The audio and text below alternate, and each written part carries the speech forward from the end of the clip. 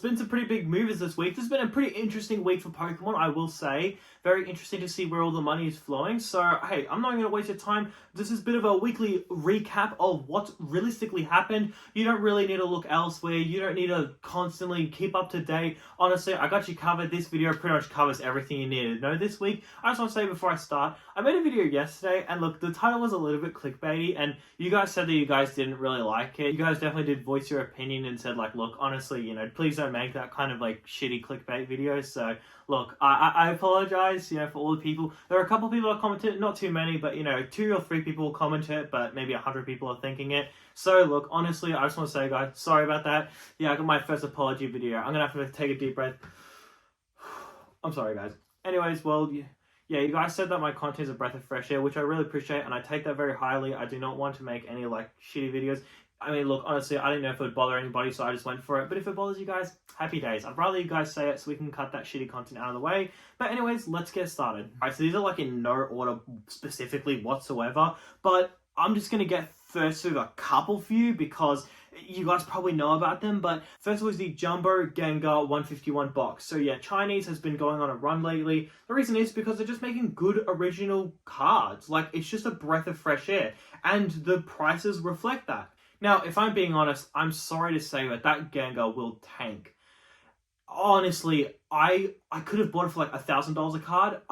I didn't want to. I don't really regret it. I don't really care. There's always opportunities in the market, but it's like, it's just too risky. It's really cool. I'm so happy for everybody who bought it, but perhaps it's time to think about locking in some profits, because when a card is so casual, it's such a casual card, you know, or even like the box. The box came out casually, pre-orders, you know, everything was fine, and then it just does a complete swing upwards. Usually, you know, there's a pretty popular saying in the investing space where it's, when something explodes extremely fast, it will come crashing down just as fast. And it doesn't apply to everything. Obviously, you can't just put that into like Bitcoin or Nvidia. Like, it doesn't apply for everything, but I think for something like this, it does apply, where a lot of people who didn't really care about it have jumped in because there's hype about it. There are a lot of genuine Chinese collectors, but there's not enough for it to move that high, which shows me that there's a lot of people who are jumping into it because it's at least something fresh and something new, but their intentions is more of, it's big, it's popular, it's expensive, it's the latest thing. Come Mega Evolution, come all those Mega Rayquaza, Mega Charizard, and I feel like the focus is going to change, meaning that these will probably dip in price, especially the fact if they bring out new print waves. I don't know what their print cycle is like. There was rumors that the Volume 2 box is actually never going to get a reprint again. I have no idea whether that's true or not, but yeah, there's just a lot of uncertainty with it. You can make good money, but look, honestly, it's just too high for me, to be honest. The risk is too high. But that pretty much brings us to the Pikachu Gengar, which is selling for $6,500 as a PSA 10. That's just ridiculous, especially the fact that, must I remind you, that pre-orders for this card was about $900. You could have pre-ordered the Pikachu copy. You could have pre-ordered the copy for $900. Now, I will just say a quick warning. Usually, a lot of shops will cancel your order if the box ends up going up. This happens time and time again, and this is why I don't really pre-order, unless it's like EB Games or JB Hi-Fi. Unless it's a big box store, they're pretty much just going to cancel your order most of the time. I don't want to be fear-mongering, but that's the thing. Like, sometimes people will be spewing thinking, oh man, I wish I pre-ordered this. But, you know, a lot of people did pre-order and they just got their orders cancelled. I haven't really brought this up because the conversation hasn't really been brought up, but I pre-ordered like 10 cases of Surging Sparks and every single one got cancelled, and the sellers, multiple card shops, cancelled all of them and then just upped the price because they realized, wait a minute, we can sell this and make an extra $50 per box. Well, $50 times this many boxes is, ooh, and then they cancelled it. So yeah, look, honestly, it's a double-edged sword. So this kind of stuff is incredibly risky, but at the same time, that's where, you know, that's where the money's made. Well, big money. Yeah, I mean, it's cool. I wouldn't really recommend buying it. But then the next thing is 151 displays, breaking new all-time highs, kind of. Technically, year highs, right? Like, in this year, it's breaking a new all-time high. Yeah, that's pretty crazy. So the highest sale for a 151 sealed display is 1,800 AUD, which is about 1,300 USD, if I use my math correctly there. So people have asked me recently, Sam, should I still buy 151 displays? And my answer is yes. Do you want to buy displays? Do you want to buy bundles? Whatever, it doesn't really matter. I believe they'll all go up percentage-wise anyways. I believe, if one moves up by $300, but the other one moves up by, I don't know, say $90, I'm sure that the percentage will still be roughly the same. It's just booster bundles, so it's all the same product, right? It's not like I'm buying collection boxes and you're buying booster boxes. No, we're all buying the same product. Just one of them, it's like a sealed case versus a loose booster boxes. It's virtually the same thing, right?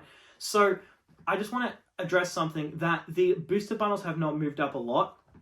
And you might be wondering why. You might be wondering, well, hang on, Sam. Displays are up, I don't know, 30, 40%. I mean, they're going crazy this month. Or really just the last 40 days. I mean, the month just started, but last month. It's going crazy, but booster bundles have only moved up by like $10. Well, what's the go? Well, I'll tell you what the go is. The go is that usually booster bundles delay. And this works for every single set. Booster boxes move first, or the highest premium item moves first, and then everything else. Great example is booster boxes. You'll have a booster box jump from retail, let's just say double in price. Then blisters, maybe 3 months later, will double in price. And then the next lowest item, which is like loose booster packs, then those will creep up. They all lag behind each other. You've got to think of it like a chain in a sense. The booster box is leading the chain, and then you've got the next one, which is usually the elite trainer box, and then you've got like booster bundles, and then you've got like collection boxes with good promos, and then you've got blister packs, and at the bottom of the chain is the booster pack loose. So then as the chain moves, eventually this part will get tugged and then it will move, but it all lags. So all these products are lagging behind. So long story short, 151 is about to go bonkers, and the reason is because you can see the main item, which is the display, is moving. That is the highest premium item. Now, yes, ETBs are technically, they have like appreciated technically the most, or one of the most, but that's because it was short printed, so you can't really apply that. Like, okay, happy for everybody who bought 151 ETBs, but it could have been poster collections. It could have been booster bundles. It just so happened to be elite trainer boxes that were short printed. It could have been any of them, but they just chose ETBs for some reason. I don't know why. Usually they don't. Usually ETBs are actually printed into the Oblivion, take Shining Fates, take Hidden Champion's Path, take Crown Zenith. Usually they're printed quite a lot. I don't know why they didn't, but they didn't, so who cares? But they didn't, so that's the reality we live in. But my point is that the displays is like the front of the chain, so as that's moving, everything else will move slowly. So they'll catch up, but just give them a bit of time, which is great, because this leaves opportunity. What I love about living in Australia is that the American market actually moves first. Usually the American market will go up, and then everywhere else in the world will follow behind the American market. This is what I really love. We get about 3 to 6 weeks notice on when something will go up. Paldea Evolved is a great example. Paldea Evolved in America was selling for $550, $600, $650, and I made a video about it immediately, and I said, hey, if you are in Australia, if you're in pretty much anywhere else but the US, I'm sorry for my American friends out there. I still recommended to buy it, and it's still done well, but I did target, those outer people just for that cheeky little video, and I was basically saying, hey, you can see America is doing numbers. We do lag behind America. Pretty much every country, whenever it comes to Pokemon, we lag behind America. America usually is the one who, it's the same thing as the chain. America goes in front and then everything else follows. So, yeah, I don't even know how it got to that. But anyways, Lost Origin booster boxes are now selling for a staggering $1,036, well, up to that AUD. My comment on that is it makes sense. Lost Origin is a fantastic set. We can see like Sword and Shield boxes are doing phenomenal once again. And something I noticed is that every single time Prismatic Evolutions dips in price, more people panic sell it and then put that money into older stuff. So we're going to see when Destined Rivals gets a reprint, when Journey Together gets a reprint, when Black Bolt White Flare gets a reprint, when Prismatic continues to get reprints, when all these newer sets get reprints, all people are going to do is they're going to go, oh, what the heck? I thought this wasn't going to get a reprint. What they're going to do is they're going to look at their box. I don't know, let's just say... Okay. I'll fix that one up later. Let's just say this collection box, people will look at this and go, wait a minute, I thought this wasn't going to get reprinted. You mean to tell me I have to wait more time? I thought this item was going to get short printed. So what they're going to do is then they're going to fire sell it, even though maybe they made a loss, or maybe they're going to capture a slight profit or break even, really whatever. Then they're going to target sets that are actually done with, soon to be 151. Paldea Evolves, Paldea Fates, and then sets that are actually fully set and done, which is, Silver Tempest and Sword and Shield. So, as reprints come for the newer stuff, then all that money will flow into older stuff. And this is why I've advised people. I've said, hey, I would not touch Prismatic Evolutions. Mate, Prismatic Evolutions Elite Trainer boxes are at an all-time low. I mean, far out. It's not even funny. When Prismatic Evolutions came out, I was selling Elite Trainer boxes for $220, $230. Mate, a month later, I got some more Prismatic in. I was selling Elite Trainer boxes for $200. Then I was selling them for $1,800. Then I got an unsealed Elite Trainer box case. And I sold that for $1,800. Mate, I just auctioned an Elite Trainer box case off. The highest bid was $1,500.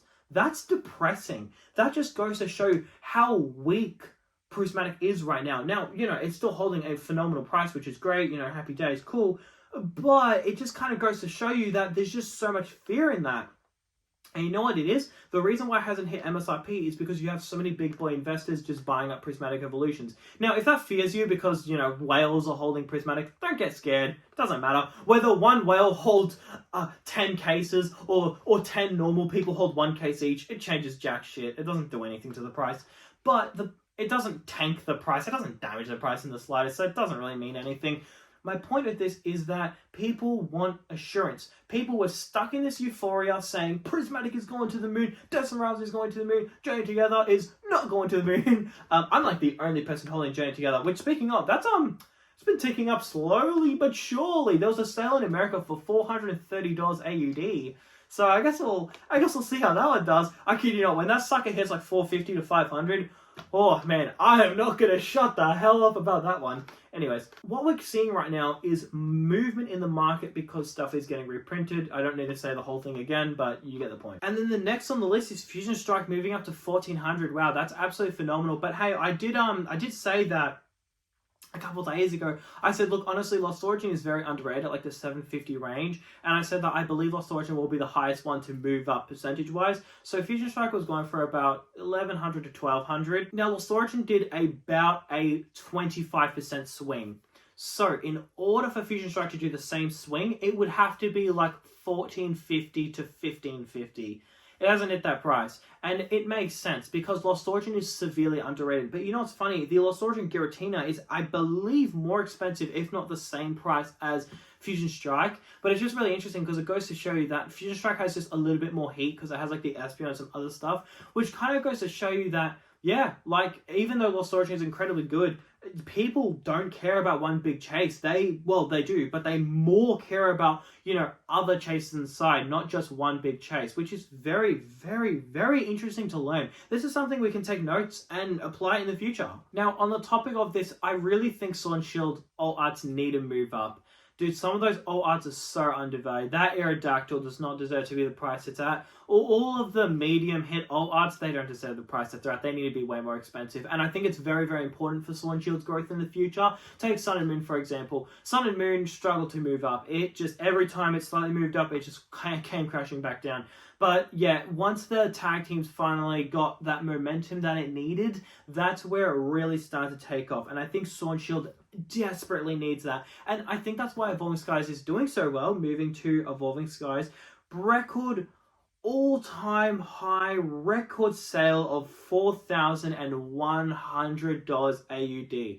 There's a bit of word on the street that people are selling cases for $25,000, $26,000, and a buddy of mine actually got an offer on his case for $30,000 for a first print case. This is just ridiculous. I mean, honestly, I said I wouldn't be surprised if Falling Skies was $4,000 by the end of September. Then when I saw how fast it was moving, then I said, all right, stuff it end of August. And then I went, all right, stuff it middle of August. Mate, it's the start of August and it's already crushed $4,000. This point gives me confidence it'll be about $6,000 by the end of the year. It might be November, it might be December, it might be October. I have no idea. I believe it'll end the year at $6,000, and I believe cases will be a strong $40,000. It's just got too much strength. It's just too it's too desired of a product and it's drying up. This is the first Sword and Shield box. I mean, no crap, it's the most expensive one. But this is the first Sword and Shield box where I'm seeing such a demand, where people are messaging me every single day asking me, first of all, am I selling mine? And second of all, do I know anybody that has Evolving Skies cases for sale? And my answer is no and no. I don't know anybody who has them for sale. Everybody who has them is not selling them. It's just ridiculous. This is just honestly ridiculous. And that is why I bought Evolving Skies, is because it just has so much strength. And the thing is, the Moonbryon is hitting, it's back to its all-time high, really. But also, the other hits are going up as well. The Rayquaza has crushed its all-time high before, and it's already up like 10% above its previous high.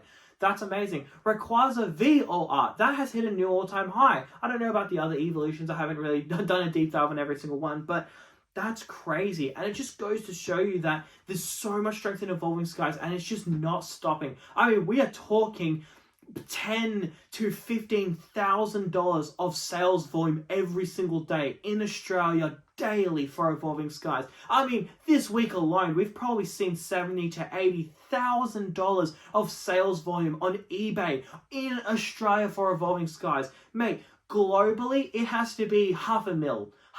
I reckon $500,000. That's all marketplaces combined. Then if you add card shops on top and private deals, in the last week, we've probably seen $1 million of sales volume for Evolving Skies alone, just booster boxes. That kind of strength cannot go unnoticed. And you know what the thing is? It's the fact that it's not slowing down, but also no one's waiting for a dip. Like, it kind of seems like a lot of people have accepted that, okay, yeah, this is Evolving Skies' state. It's going to be this high. And honestly, I'm all for it. I mean, I have an Evolving Skies booster box case, so obviously I'm all for it. But it just makes sense. It just does. I continue to say I believe it is the best set of all time. It's still underpriced. $4,000 is ridiculously cheap. That's not fair. It's $4,000. It should be more. I believe it'll end this year at $6,000. And if we get lucky and the rest of 2026 there's no crash and the market still remains hot, I believe at the end it'll just be $10,000. I just think it will be. It's not that crazy to say. Now, that is if the market does not crash. If the market does crash next year, 100%, it'll be dead for years. Like, do not underestimate that. If the market crashes next year, Evolving Skies will be dead. It will be dead for years on end, and it will flush out all of the weak hands. So, yeah. Anyways, next on the list, can't go unnoticed, is Destined Rivals booster boxes. Record sales at 550 AUD. Okay, so what's so crazy about this? Why is it going up? There's a couple of reasons why. First of all, what happened was the market was so hyped. Evolving Skies, Destined Rivals was going for like $800 a booster box. It was ridiculous. Then, when the set got released, then people went, ugh. Now, the reason why they did that is because they didn't actually know what they wanted. This is I don't know if there's a word for it. If anybody knows if there's like a saying for it, like, let me know. But it's basically where people don't know what they want, but they're so hyped to see what it is. No matter what it is, they will be disappointed because they actually don't know what they want. And this is the thing. I feel like no matter what that Mewtwo art would have been, the most anticipated artwork of all of Pokemon for the record, no matter what that Mewtwo art would have been, I genuinely, firmly believe it doesn't matter. People would have had the exact same reaction. I'd be willing to bet in 2 years that Mewtwo will be known as like the most iconic card of all Scarlet and Violet, like the main sets. Now, what happened was then all this fear flowed the market, and that's why people panic sold. Now, this is where the market has accepted Destined Rivals at about the 500 to 550 range.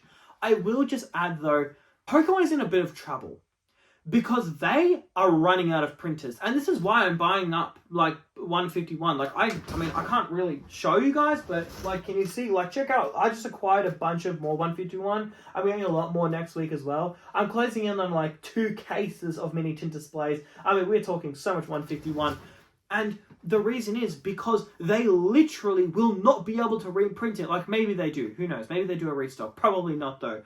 They have to focus on the new stuff. Destined Rivals, dude, they really are gonna have to reprint Destined Rivals. Destined Rivals has a severe amount of demand. Mega Evolution is going to have a severe amount of demand. There is going to be a shortage. This is what's very interesting. So the market was fully focused on Prismatic Evolutions when it came out. Then we had Jade Together, and then the disappointment of Destined Rivals. So you had about 3 to 4 months where the market was kind of disappointed. Then you had Black Ball White Flare, which was pretty much a set at retail. So then it kind of sparked hope in the market again, right?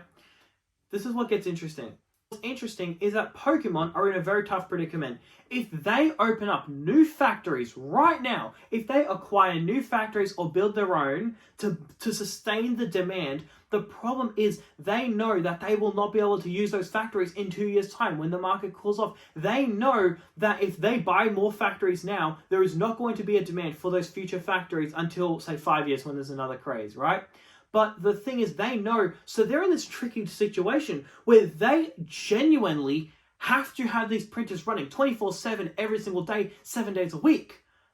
The problem is that if they open up new factories, they know they're going to make a massive loss in the future. But then if they keep the current printers that they're at now, then they won't be able to sustain the demand. So their best bet on the chessboard is to stop printing all the old stuff, even short print Twilight Masquerade, even short print Temporal Forces, even Surging Sparks. Short print those, move on to the new stuff, because if they can't keep that new stuff in stores, people will quit the hobby. Why will people quit the hobby?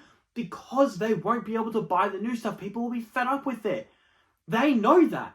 People love Surging Sparks, sure, but people will want to open up Mega Evolution more. People want to open up the Mega Rayquaza set, the Mega Charizard set, or the Mega Charizard set. That has a Mega Gengar inside. That set is going to be insane. But here's the thing. They literally will not have the printers for all of this. And we are seeing the result of that. We're seeing Journey Together go up. Why is Journey Together going up? It's a brand new freaking set. Why is Destined Rivals going up? It's a brand new freaking set. Why are all of these going up? Why hasn't Mega Evolution jumped down? Why is it still remaining at like $450, almost $500 of booster box? Why? The answer is because there is such a shortage. They cannot sustain every single set. So then they have to kind of evenly distribute every single set. But then as a result, all of them rise up because there's not enough demand to sustain all of them. Here's where it gets interesting. It was recently reported in the Discord server that I'm in that Prismatic Evolution restocks are getting pushed back time and time and time again. Very, very interesting. We were supposed to get booster bundles from EB Games. I think it was last month we were supposed to get them. Then it got pushed, and then I believe it got pushed again. Then Pokemon cancelled some of the Prismatic Evolutions items, including this blister. They cancelled making it. They've pushed tins to almost next year. They literally cannot reprint it because there's not enough printers. What does that tell you? Well, that tells you 151 is going to take off because they will have no choice but to stop making 151 to make the new stuff. That's my personal take. We're on a complete side tangent there. That's why Destined Rivals is going up. That's your answer why. Because they literally do not have enough printers for everything. It was different for Prismatic Evolutions because Prismatic Evolutions, they intentionally short printed it. That's the thing no one says. Oh, Prismatic Evolutions, I had so much demand. Oh my goodness, everybody wanted it. Yeah, everybody wanted it when it is sold out because humans have this mental side where they only want something when someone else wants it and they can't get it. It's this really twisted side of our mind where we desire something that is difficult to obtain. If I say how much I love this card and how I'm going to buy up the entire market, all of a sudden you're going to start considering buying it because you're going to think, oh man, well, this card is so cool. And then if you see 3 people talk about a Chinese card, all of a sudden someone's going to get influenced and buy the card.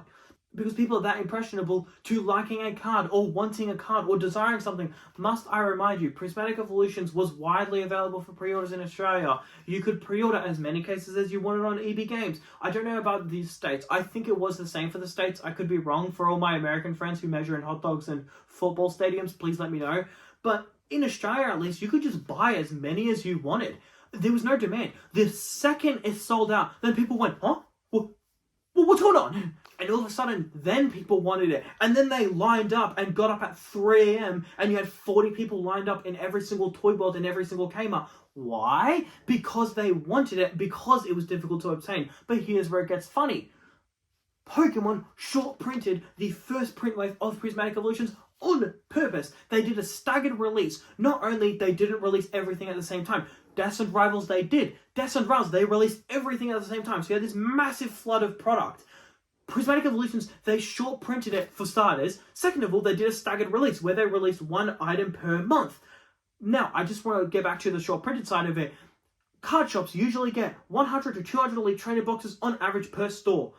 Prismatic, they got like 5 each. Why? Because Pokemon wanted to short print it so that there's no distribution available and it's hard to get your hands on. No, it's not hard to get your hands on. Pokemon has a factory of 1 million ETBs. They just haven't given it to the public because they intentionally held it back so that people couldn't obtain it and therefore they wanted it. And then once people have barely any of it, that's where it really starts to shoot up. Now, this whole analogy, my whole point with this is that with Prismatic Evolutions, you had a small percentage of people buying up the already incredibly small supply, being me, being other people who pre-order on EB Games.